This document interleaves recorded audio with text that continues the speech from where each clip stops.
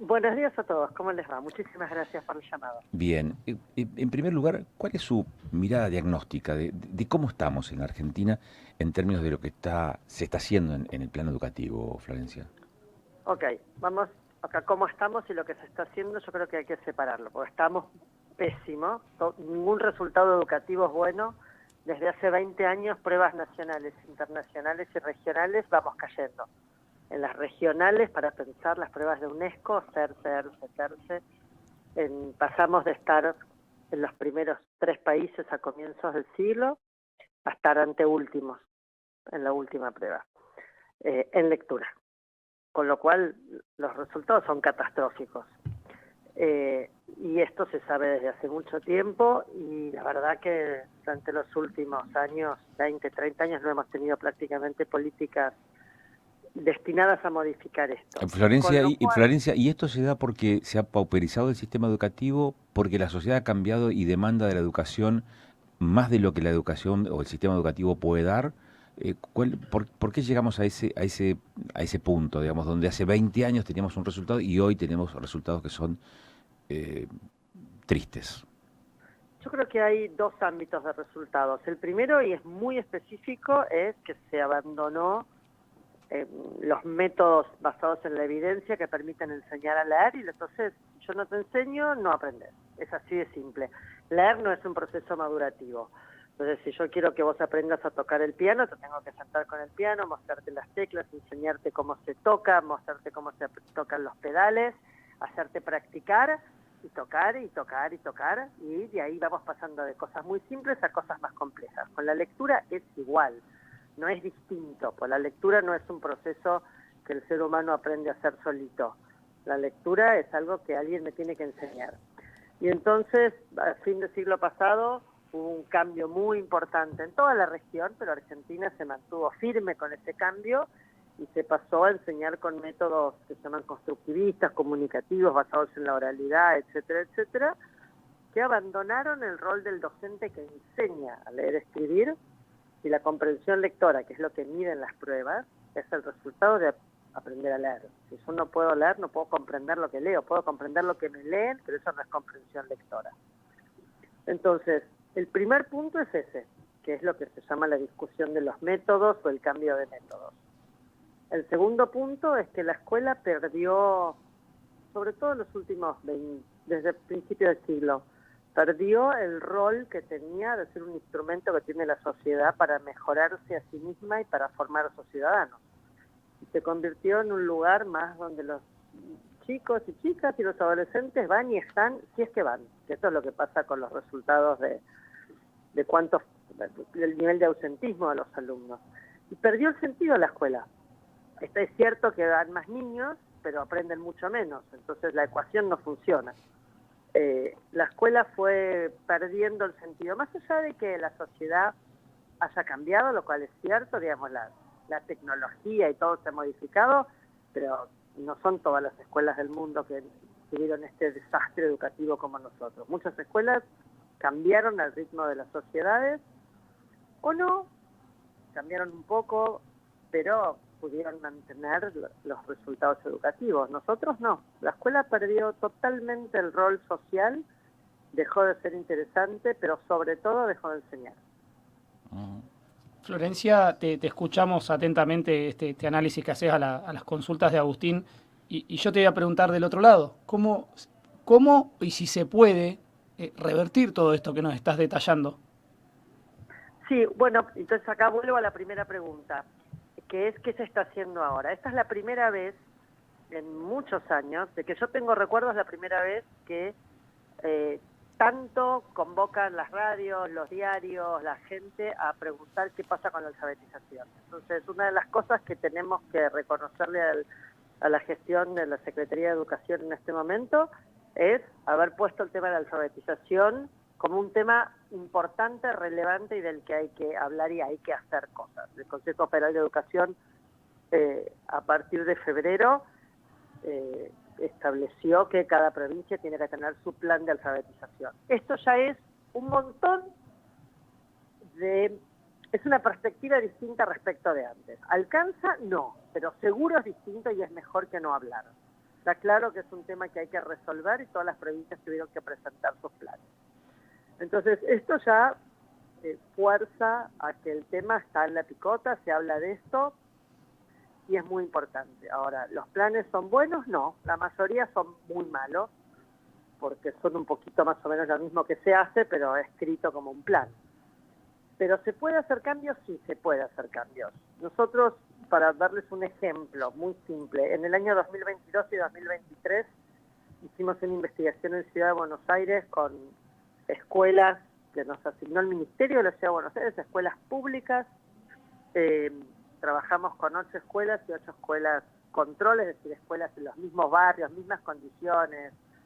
Y en unas se hizo lo que se hace siempre, los maestros siguieron enseñando como siempre, y en otras se les enseñó a los maestros y se les dio material acorde a eso, a trabajar con lo que se llama método basado en la evidencia o método estructurado y explícito.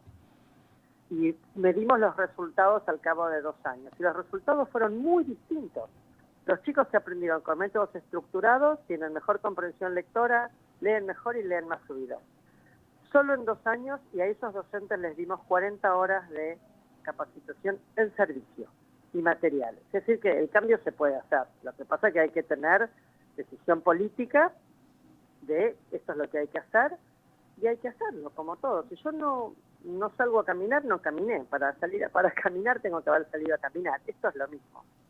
Entonces se puede hacer cambios, va a llevar muchísimo tiempo, porque una cosa es los chicos que está esto se trabajó en primer grado y el mismo grupo en segundo grado. Otra cosa son los estudiantes que están ahora en las escuelas, es otra generación que va a terminar el sistema educativo con pésimos resultados. Y como dijo una persona de padres organizados hace un tiempo, entre esos alumnos está el que será el próximo presidente o presidenta de la Argentina. Claro. A ver, mire, yo me he criado en hogar de docentes, Sí. y convivo también con personas que se han dedicado a la docencia, y particularmente una maestra de primer grado, o que buena parte de su trayectoria laboral la hizo en el primer grado. Y una de las premisas era, en diciembre tienen que saber leer y escribir, es decir, y sumar y restar. Exacto. Y no había chances de, digamos, de no cumplir con ese objetivo, y hasta que no obtenía, digamos, no alcanzaba ese logro, digamos, por parte de cada promoción, de cada grupo de estudiantes, si eso no se logra, era una frustración. Ahora nosotros tenemos como noticias que los pibes salen de 7º grado sin comprender texto o leyendo con dificultad. Si la educación es un proyecto político, ¿qué es lo que seduce a la política para que un proyecto tenga tan malos resultados y sin embargo se defienda, Florencia?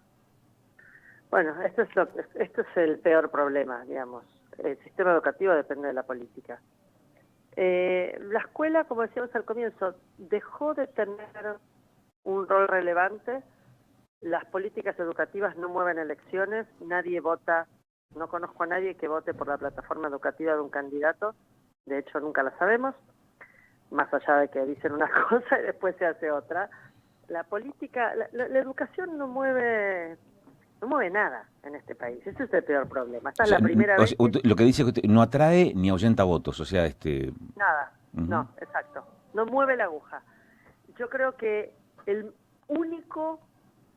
la única consecuencia positiva de la pandemia fue que los padres se entraron a la escuela, porque la escuela estaba en la casa. Y entonces apareció Padres Organizados y apareció todo un sector social que es muy importante, que son los padres de los niños que están en la escuela. A decir, mis hijos no saben leer, no saben escribir. Que no son todos los padres, pero es una opinión interesante, claro. Nunca son todos en ningún caso, pero la democracia es representativa. Nunca son todos, pero antes no había ninguno.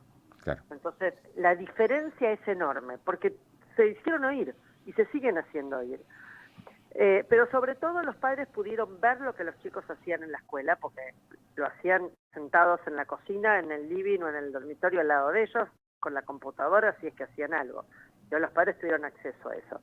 Pero la escuela dejó de exigir, no hay más concepto de tenés que hacer, no existe el tenés que hacer, es bueno, si querés lo haces. No es más el concepto de tenés que ir, bueno, si querés vas. No es más el concepto de hay que aprobar. porque si no pasa algo. Nada tiene consecuencias.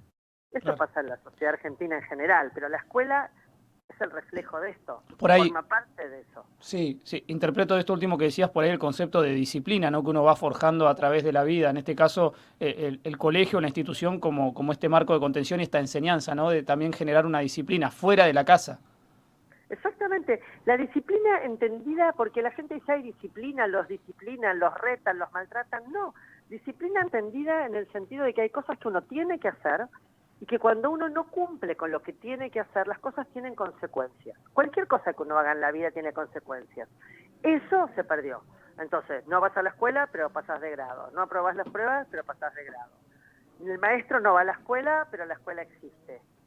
Digamos, es una sumatoria de cosas donde hacemos como que y no pasa nada. Claro. Ahora, Florencia, por ahí es un pecado lo que hago, pero digo, vuelvo a marcarte cómo construimos esta solución, porque elijo creer que esto tiene una solución, que los jóvenes, como se dice comúnmente, no está perdida la juventud, que los docentes, hay docentes que se preocupan por enseñar, que se apasionan por enseñar y contener a estos jóvenes. Digo, hay un marco de solución a todo esto marcado ahí, ¿no? Absolutamente, totalmente de acuerdo. Yo creo que los docentes que deciden ser docentes es porque quieren la profesión, quieren enseñar a los niños, hay toda una cuestión ahí aspiracional muy positiva. Yo creo que acá hay dos ejes. Uno tiene que ver con cómo se reformulan las formas de enseñar, sobre todo lengua y matemática, para que los chicos aprendan y entonces no hay nada que motive más a un chico que ver que aprende cosas nuevas que antes no sabía. Y él, ay, mira lo que aprendí, mamá, papá, mira lo que... Eso, los que tenemos hijos, nos acordamos el día que alguno de nuestros hijos vino al colegio diciendo eso como una de las cosas fundamentales. Entonces, yo creo que uno es cómo se enseña. Y otro es la escuela tiene que reformularse y tiene que volver a establecer normas de funcionamiento donde no da lo mismo ir que no ir, y si vos tenés más de tanta falta, te quedás libre, y si te quedás libre, tenés que dar libre o repetís el año. Me parece que no da lo mismo sacarse en una prueba o en una evaluación, o como uno lo quiera llamar, un 8, un 10 o un 2. No puede dar lo mismo, porque en la vida no da lo mismo. Si vos vas o no vas a trabajar, no da lo mismo, te echan. Y eso, digamos, esas cosas empiezan en algún momento. Entonces yo creo que sí, creo que hay que trabajar en planes de alfabetización y planes de mejora del área de matemática, porque una de las cosas que pasa cuando los chicos llegan a secundaria, que todo el mundo dice la secundaria es mala, no sirve, pero los alumnos llegan a secundaria sin la preparación mínima para tener física, biología, matemática, química. No lo pueden hacer. Entonces hay que enseñar mejor, garantizar, es decir, ver que todos aprendan, pero además cambiar las normas de funcionamiento dentro de la escuela. Hay que volver a cuestiones muy básicas de que hay cosas que se pueden hacer. Todo acto tiene consecuencias, y por consecuencias no quiere decir maltratar a nadie ni que repitan todos los niños. Quiere decir que si vos no sabes algo, tenés que volver a estudiarlo. Claro. Y que a la escuela hay que ir todos los días, los alumnos y los docentes. Y las escuelas no pueden cerrar por cualquier cosa durante el ciclo escolar. Pensá que ningún mes del año escolar de la Argentina tiene los días tiene calendario escolar completo. Ninguno, cero. Claro.